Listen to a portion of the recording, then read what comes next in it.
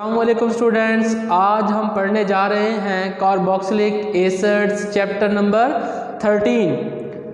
तो सबसे पहले हम कार्बोक्सिलिक एसिड की डेफिनेशन को देखेंगे। तो कार्बोक्सिलिक एसिड भी असल में ऑर्गेनिक कंपाउंड्स हैं। Those organic compounds which contain carboxyl group are called carboxylic acids.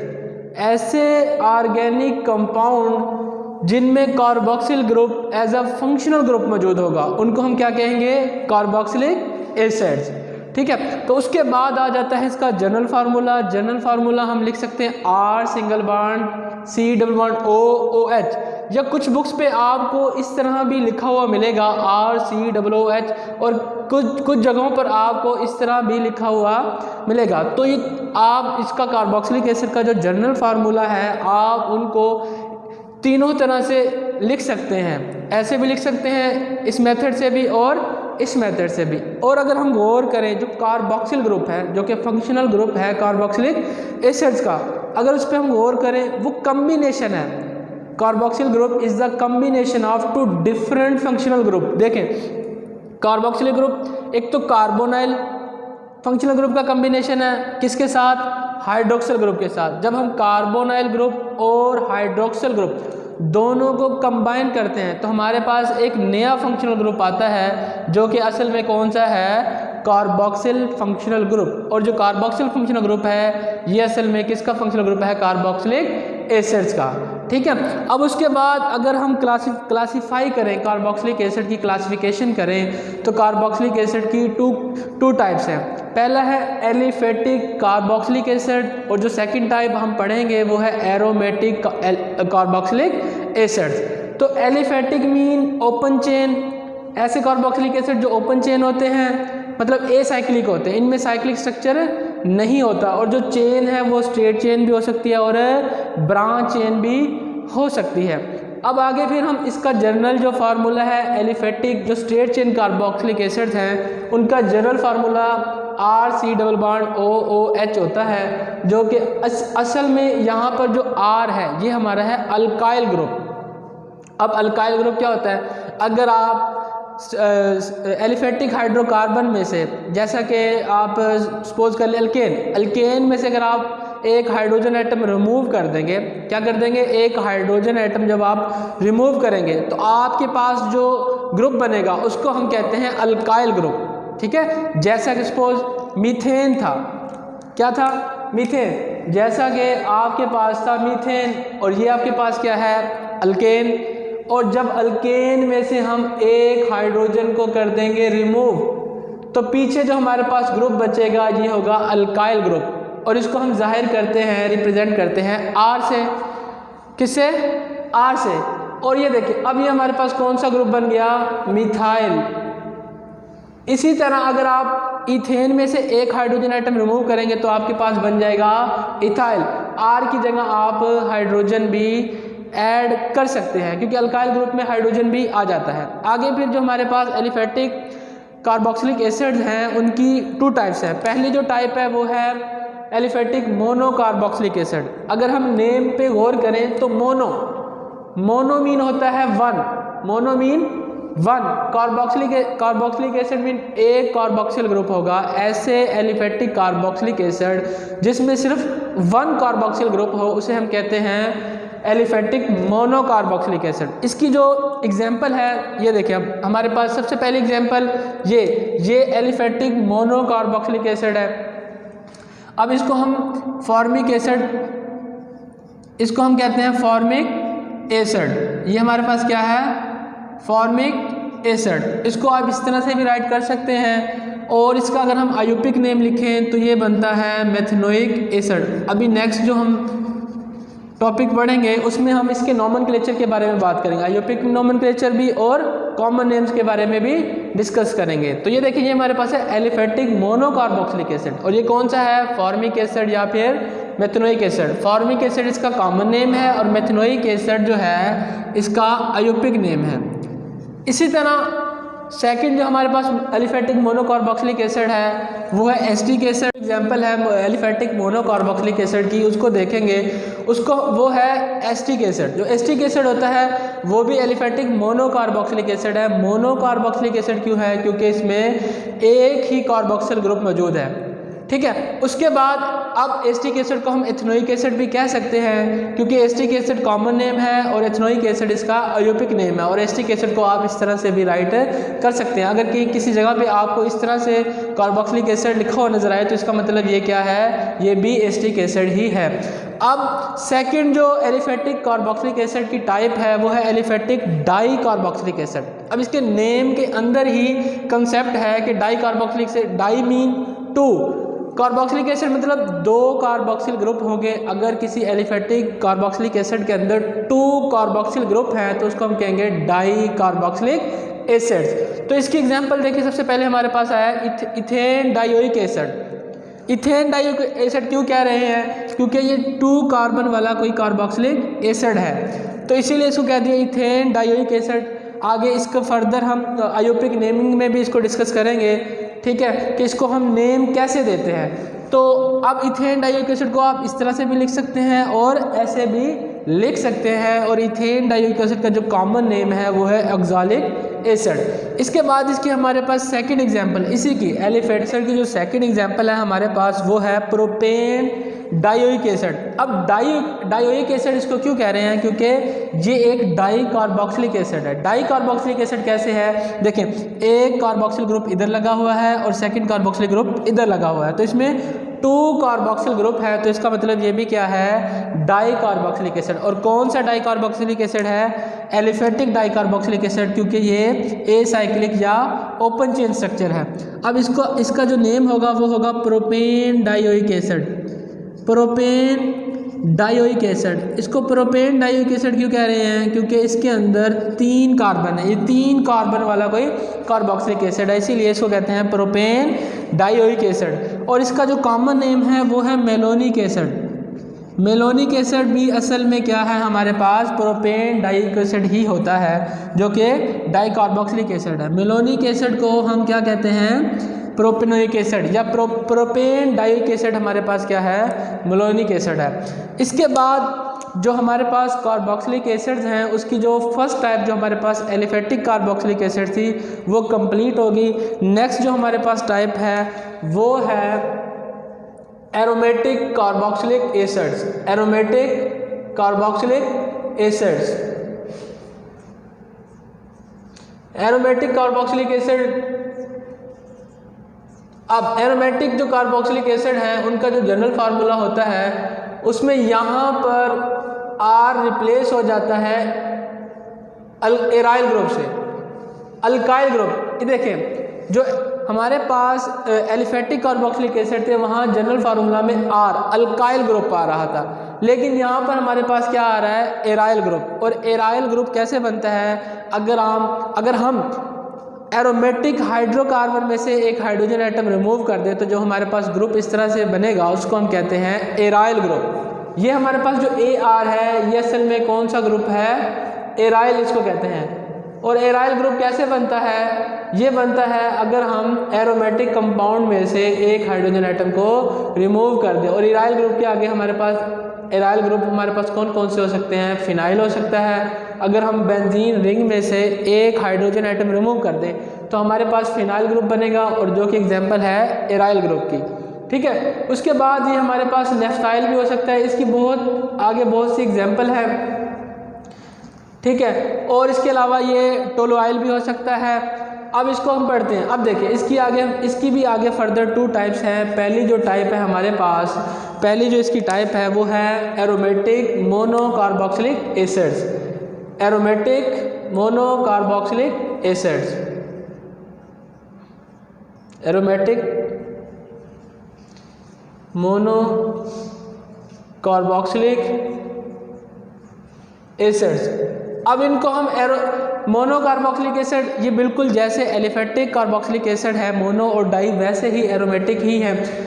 अगर तो देखिए, अगर तो एक कार्बोक्सिल ग्रुप है तो उसको हम कहेंगे उसको हम कहेंगे एरोमेटिक मोनोकार्बोक्सिलिक एसिड। इसकी एग्जांपल अगर हम देखें तो हमारे पास जैसा कि देखें ये हमारे पास बेंजीन रिंग आ गई, इसमें से अगर हमने हाइड्रोजन निकाल दिया तो ये क्या बन गया, फिनाइल ग्रुप, और उसकी जगह हमने लगा दिया कार्बोक्सिल ग्रुप, और ये हमारे पास क्या बन गया, बेंजोइक एसिड, बेंजोइक एसिड। और बेंजोइक एसिड जो है ये एरोमेटिक मोनोकार्बोक्सिलिक एसिड है। मोनोकार्बोक्सिलिक एसिड क्यों है, क्योंकि एक कार्बोक्सिल ग्रुप अटैच है। अगर एक से ज़्यादा होंगे तो वो उसी लिहाज से, अगर 2 हैं तो डाई, 3 हैं तो ट्राई।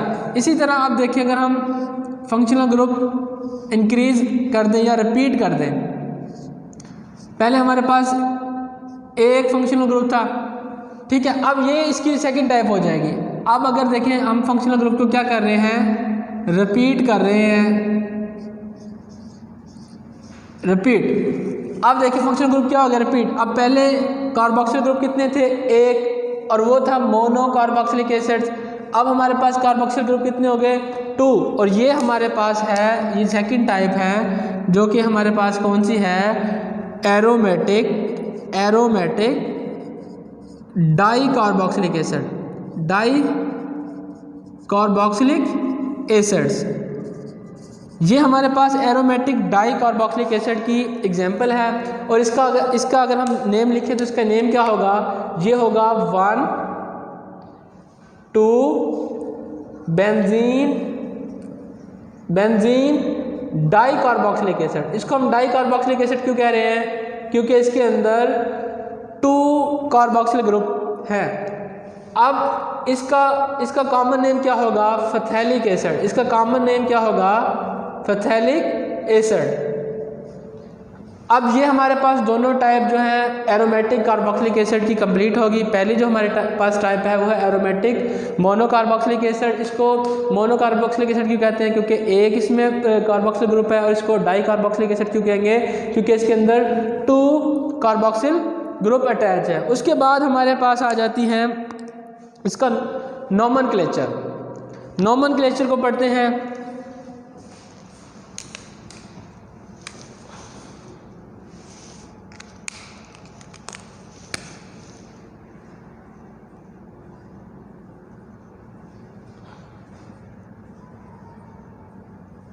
अब नोमेनक्लेचर में क्या होता है कि इसमें हम इसके कॉमन नेम और आयोपिक नेम को डिस्कस करेंगे, लेकिन नोमेनक्लेचर में हम सिर्फ mono aliphatic mono carboxylic acid को ही डिस्कस करेंगे।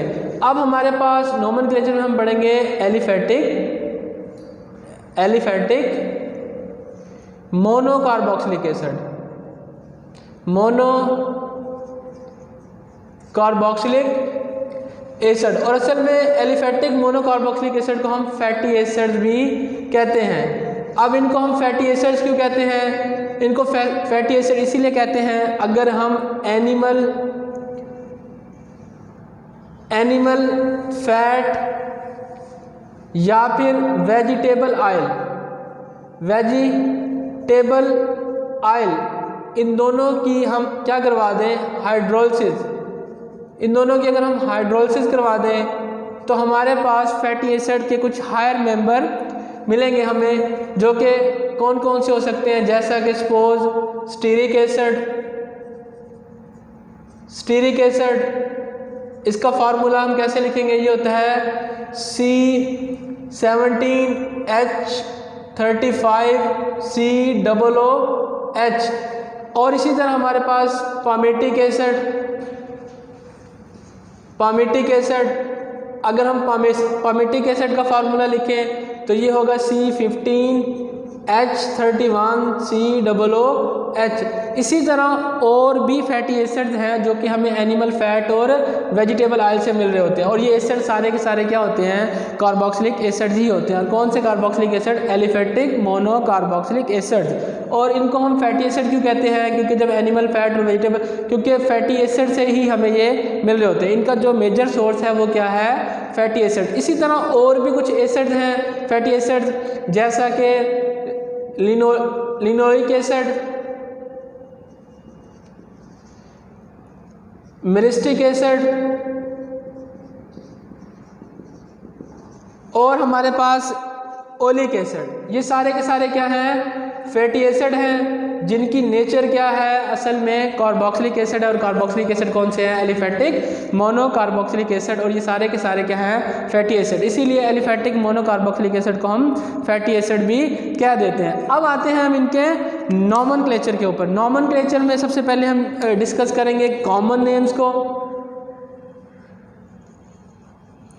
अब जो कॉमन नेम्स है हमारे पास, ये डिपेंड करते हैं सोर्स पे। जो एसिड का सोर्स होगा उसी सोर्स की बेस पे इसका हम नाम रख देंगे। जैसा कि आंट जिसको चुंटी कहते हैं, इसको लैटिन वर्ड में कहते हैं फॉर्मिका। क्या कहते हैं, फॉर्मिका। अब ये ऑब्जर्व किया गया कि जब आंट बाइट करती है किसी को, उसने डंग मार लिया, तो उसकी वजह से होती है इरिटेशन। अब जब चेक किया गया कि इरिटेशन की असल में वजह क्या है, वो केमिकल जब चेक किया गया तो वो केमिकल एक एसिड था जो कि था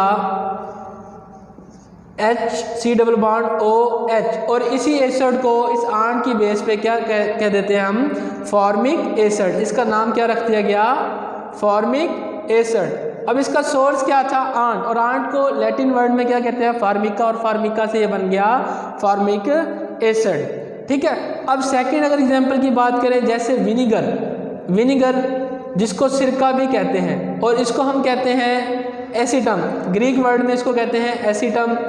अब सिरका जब चेक किया गया, इसकी कंपोजिशन को चेक किया गया, तो इसके अंदर भी एक एसिड था जिसका स्ट्रक्चर कुछ इस तरह से था। और ये अगर हम गौर करें तो ये हमारे पास क्या है, एथेनोइक एसिड।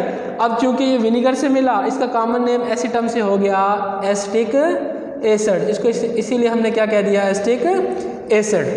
अब थर्ड एग्जांपल अगर हम बात करें, बटर जिसको हम मक्खन कहते हैं। अब इसको भी ग्रीक या लैटिन वर्ड में हम कहेंगे ब्यूटाइरम। क्या कहेंगे, ब्यूटाइरम। जब इसकी कंपोजिशन चेक की गई तो इसके अंदर भी एक एसिड था जो था ब्यूटेनोइक एसिड। अब वो तो उसका आयोपिक नेम था, लेकिन कॉमन नेम उसका ब्यूटाइरम से क्या हो जाएगा, ब्यूटायरिक एसिड। उसका स्ट्रक्चर कैसा था हमारे पास, CH3CH2CH2C⋯OOH। तो ये हमारे पास 4 कार्बन वाला है, तो ये हमारे पास बन गया, कॉमन नेम इसका हो जाएगा ब्यूटायरिक एसिड। इसको ब्यूटायरिक एसिड क्यों कहा, क्योंकि इसका जो सोर्स है, जो इसका ओरिजिन है, वो क्या है, बटर है। ठीक है। उसके बाद हमारे पास आ जाता है इसका आयोपिक नेमिंग। कॉमन नेम तो हो गया, मैंने बता दिया, on the basis of source. अब अगर हम बात करें आयोपिक नेम की,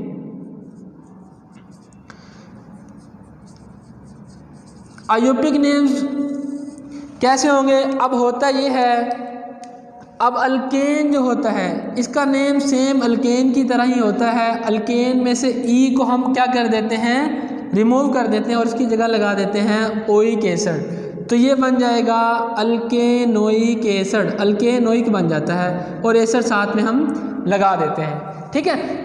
अब अगर देखें इसकी एग्जांपल मैं आपको समझाता हूँ ये कैसे बनेगा। अब देखें ये हमारे पास कौन सा अल्केन है, एक कार्बन वाला मीथेन।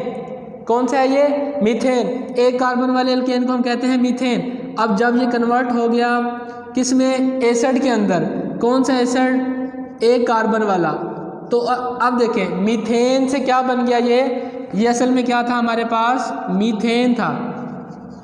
और मीथेन से क्या बन गया हमारे पास, ये मिथेनोइक एसिड। मिथेनोइक एसिड अगर हम गौर करें तो इसका नेम जो है ये देखें अल्केन वाला ही है, बस ई को हमने रिप्लेस कर दिया ओइक एसिड के साथ। इसी तरह और भी इसकी बहुत सी एग्जांपल हैं, जैसा कि अगर हम इथीन की बात उसकी बात करें, इथेन की बात करें, देखें इथेन भी एक अल्केन है, कितने कार्बन वाला, 2 कार्बन वाला। अगर हम अगर इसका एसिड लिखें, हम एसिड लिखें 2 कार्बन वाला, जैसा कि कौन सा होगा, CH3C⋯OH। तो ये देखें ये इथेन से क्या बन जाएगा, इथेनोइक एसिड। इसी तरह बाकी भी हमारे पास कुछ एसिड है जो इसका नेम अल्केन में होगा, बस आपने क्या करना है, ई की जगह ओइक एसिड लगा देना है और उसका वो आयोपिक नेम होगा। जैसे प्रोपेन है, अल्केन है 3 कार्बन वाली, जब वो एसिड में कन्वर्ट होगी तो बन जाएगी propanoic acid. Butane butanoic acid, pentane pentanoic acid, इस तरह ये इसका आयोपिक नेमिंग में सिर्फ यही चेंज करते हैं, बाकी जो इसका नेम है वो डिपेंड कर रहा होता है अल्केन के ऊपर। तो स्टूडेंट आज का जो हमारा टॉपिक था वो यही था। कार्बोक्सिलिक एसिड की हमने डेफिनेशन पढ़ी, फिर उसकी टाइप्स को स्टडी किया, क्लासिफिकेशन को पढ़ा, फिर उसके बाद हमने नोमेनक्लेचर के बारे में पढ़ा, आयोपिक नेम और कॉमन नेम्स के बारे में पढ़ा। अब इसमें से इस पूरे टॉपिक में से आपको कहीं से किसी भी पॉइंट की समझ ना आई हो, कोई कंसेप्ट जो आपको कंफ्यूज कर रहा हो, तो कमेंट में लाजमी बताइएगा। तो इसका आपने स्टूडेंट स्क्रीनशॉट ले लेना है, स्क्रीनशॉट ले लें इसका, ठीक है। और नेक्स्ट जो हमारा लेक्चर होगा वो इंशाल्लाह होगा प्रिपरेशन ऑफ कार्बोक्सिलिक एसिड्स पे। ठीक है स्टूडेंट, अल्लाह हाफिज़।